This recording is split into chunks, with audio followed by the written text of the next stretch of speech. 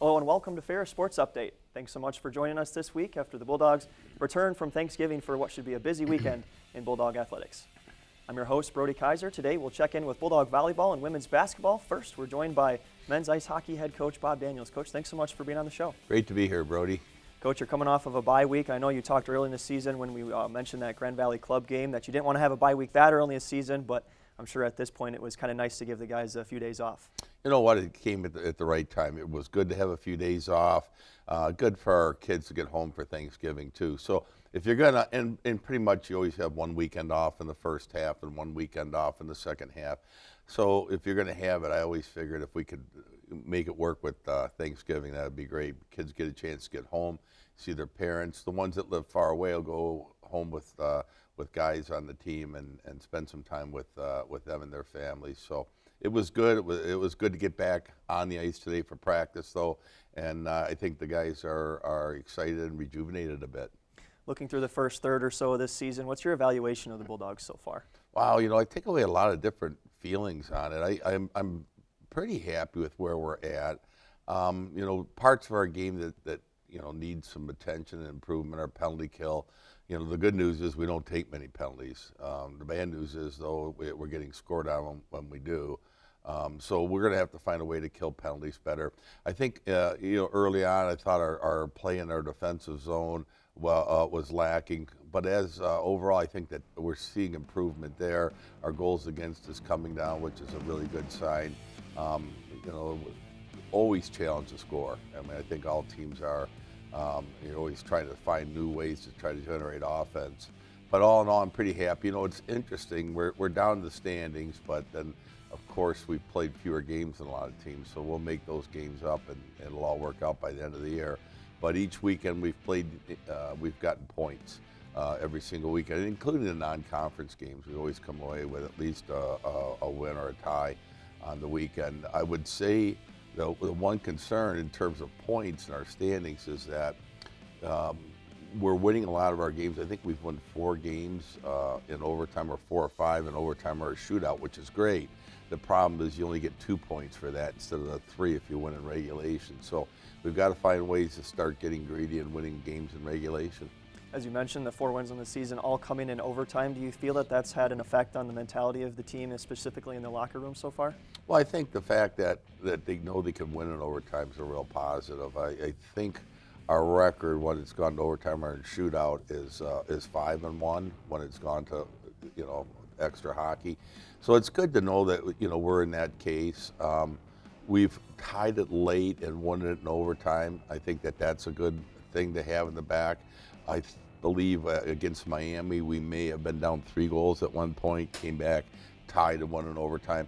So look, there's positives to be taken from it, you know, but it's a matter now of finding a way to get the win in regulation. And you know, we went through a stretch, you know, against St. Lawrence and Northern Michigan where we didn't play much with the lead. You know, the only time we had the lead is when we scored the game winner in overtime. So I'd like to see us, you know, get on the board first and start playing with some leads late in the game. Last time you took the ice, you're up in Houghton to play Michigan Tech, and you did have a lead in that second game with a goal early on, but a big weekend for Antonio Venuto, and then Luigi Benincasa was named the CCHA Rookie of the Week for his performance. Yeah, both those guys are having outstanding seasons, and I think Antonio's really playing, you know, the best hockey he's played. And it's been fun to watch his development over 4 years. You know, some guys, you know, they're coming almost ready-made or whatever, but for Antonio, it didn't come easy. He's had to work and earn all his ice time, and he has. And now to see him with, I think it's 9 goals on the season so far, that's an amazing number. You know, if he could finish up with anywhere, you know, between 15 to 25, that would be a heck of a season for him. And in Luigi Benincasa, centering him as a freshman, he's done outstanding. So, you know, that gives us a 1-2 punch up the middle, too, with Luigi playing so well. It allows us to play Picorni on a different line. So now we've got a 1-2 punch. And it'll be more difficult, I think, for teams to try to shut down, like, let's say, a top line when we may have 2 top lines now, the one centered by Picorni and the one centered by Luigi. Another guy playing really good hockey is Logan in net for you. Had a really good weekend against Michigan Tech. He started both those games. Maybe talk about his play, and then also Noah Giesbrecht has struggled a little bit to start this season numbers-wise, but everyone knows around Bulldog country how good he can be. Yeah, no, he's very talented, and Logan's played exceedingly well, and very similar to, I would say, Antonio. He's had to earn his minutes. To start the season, Noah was number one, and Logan was number two, and that is, slowly morphed into Logan being one and Noah two. We're just blessed and very fortunate to have two really good goaltenders. Noah's game will get back on track. I don't see a let-up, though, in Loganstein either, so it'll be nice when Noah's game does get on track, but I do think the fact that they're both such good goaltenders, they bring out the best in each other and they push each other to be better every day.